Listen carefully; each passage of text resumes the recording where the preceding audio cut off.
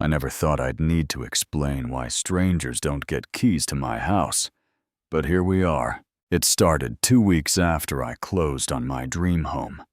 A weirdly charming craftsman with a turret, a swing on the porch, and a barn in the back that might have outlived prohibition.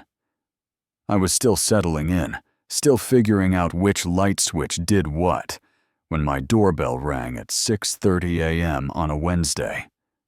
No one decent rings a bell that early, unless something's on fire. Standing there was a man in cargo shorts with a neon HOA lanyard swinging like a sheriff's badge. "I'm Theo, I live 3 houses down," he said. "We're gonna need a copy of your house key." Now I hadn't had coffee yet, but even in my sleep fog that sounded insane. He said something about a late-night vote, and how since I wasn't using all 6 bedrooms, the HOA had passed a rule allowing neighbors to utilize underused space. He already had a plan. I could keep the turret, and 2 bedrooms he'd take the old billiards room for his e-commerce inventory. I shut the door in his face, didn't yell, didn't curse, just closed the door and stood in my kitchen wondering if I was still dreaming. By noon, it got worse. 3 emails from the HOA board. One with the subject line, "Final Notice Key Surrender." They attached some midnight Zoom vote signatures, and all claiming I had to comply. The vote was clearly a violation of the bylaws, but these people didn't seem to care. They wanted keys. Now, later that day, I found a note stuck to my smart lock. "Turn over keys, or we will obtain access. This is your final notice." I peeled it off, took a picture, and sent it to my best friend Sadie. She's an attorney, and she does not play. "That's criminal trespass," she texted. "Want me to send a cease and desist?" I told her to hold off. Maybe they'd come to their senses. They didn't. 3 days later, while I was on a FaceTime call with my sister, red and blue lights lit up the front windows. 2 deputies at my gate. Apparently someone had called 911, claiming I'd collapsed from hypoglycemia and couldn't answer the door. Theo gave dispatch. My name claimed I kept a spare key in the electrical box. I was literally holding a latte when I opened the door. The officers asked if they could do a walkthrough to close the report. I let them in, partly because I had nothing to hide, partly because I wanted witnesses. While they checked the closets, I looked outside, and there was Theo hovering by his truck, pretending to talk on the phone, throwing glances at the front porch, like he was hoping I'd get dragged out on a stretcher. When the officer stepped out, they asked if he was the one who called. He said yes, and that he thought he heard cries for help. "All the windows are shut," one deputy pointed out. Then he tried a new angle, said he needed access in case it happened again. That's when the deputy cut in. "Sir, fabricating an emergency to gain access can be prosecuted." Theo backed off, but not before muttering, "You'll regret being unreasonable." That's when I knew. This wasn't a misunderstanding. This was a man who saw my home as his opportunity. And he wasn't going to stop. So I installed new cameras, every angle backed up to cloud storage. And just to clear my head, I finally opened the carriage barn. I hadn't really touched it since moving in. But inside, behind some tarps boxes, stacked and labeled, all of them addressed to Theo. Shipping labels, pallets, even tire marks in the dust. He'd already been using my barn, probably for months. Turns out the previous owner had filed a complaint about unauthorized access, but she passed away before anything came of it. Theo just kept going. I called Sadie. "We're doing this right," she said.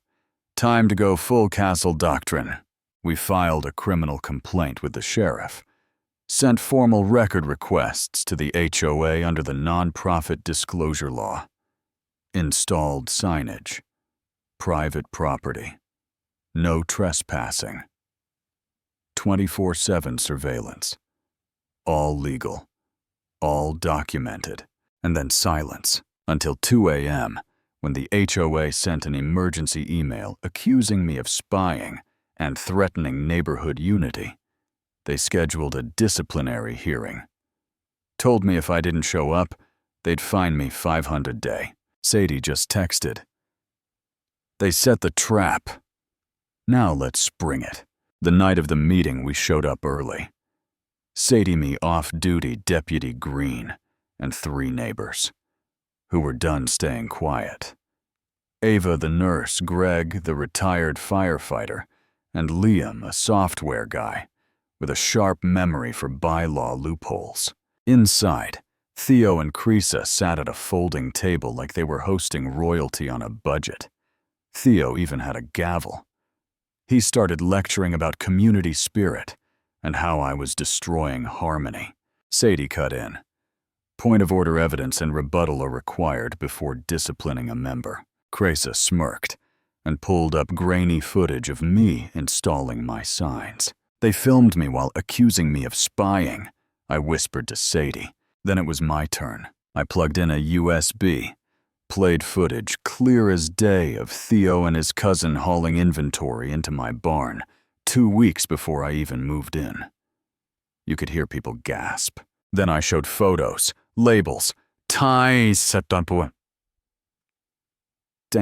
the whole deal. Deputy Green stood and handed Theo a notice formal investigation opened. Theo tried to shout recess, but he was already being escorted out.